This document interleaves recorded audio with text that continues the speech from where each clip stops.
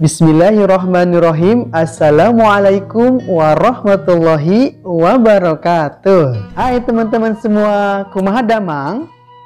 Semoga kita semua selalu ada dalam lindungan Allah Subhanahu wa Ta'ala. Amin, amin ya Rabbal alamin.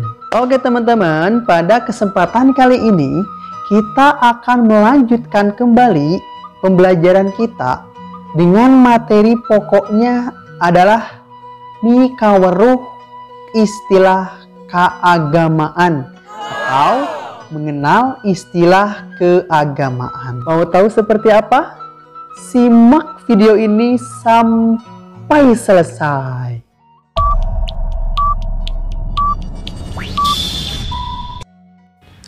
Nu dimaksud istilah keagamaan teh nyaeta istilah-istilah anu aya patalina jeung agama. Naon wae cenah istilah keagamaan teh? Istilah keagamaan nu sok dipake ku orang Sunda di antarana wae nu kahiji aya istilah puasa. Puasa artina nahan lapar jeung haus ti mimiti bijilna panon poe nepi kasuru panon poe.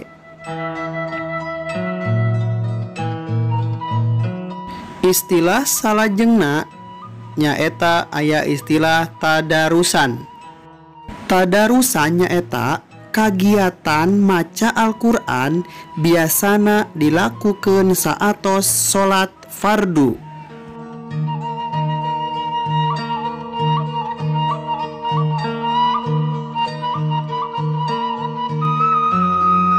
Istilah jarah atawa jiarah. Jarah nyaeta ngadatangan tempat-tempat nu dianggap suci atawa mulia.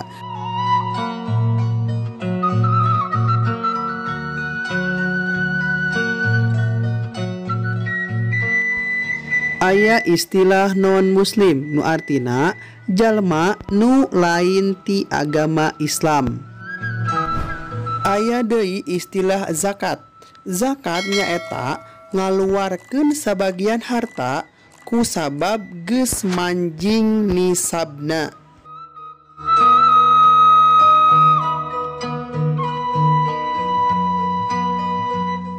Istilah nuliana nyaeta takjil. Takjil ngandung harti buka tinu puasa.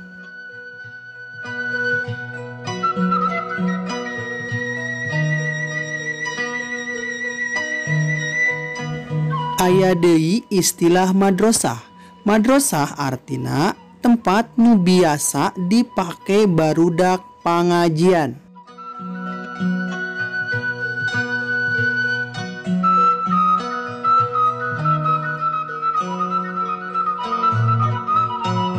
Istilah lainna nyaeta takwa. Takwa hartina ngajalankeun parentah Allah jeung ngajauhan laranganna.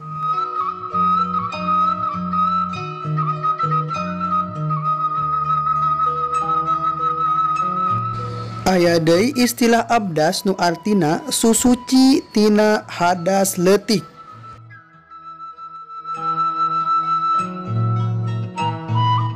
Terakhir aya istilah ibadah haji. Ibadah haji nyaeta rukun Islam nu kalima jeung hukumna wajib pikeun jalma nu geus mampu. Nah, gitu teman-teman, gimana? Sudah paham kan? Ya, alhamdulillah kalau teman-teman sudah paham. Akhir kata, hatur nuhun kasadayana. Wassalamualaikum warahmatullahi wabarakatuh.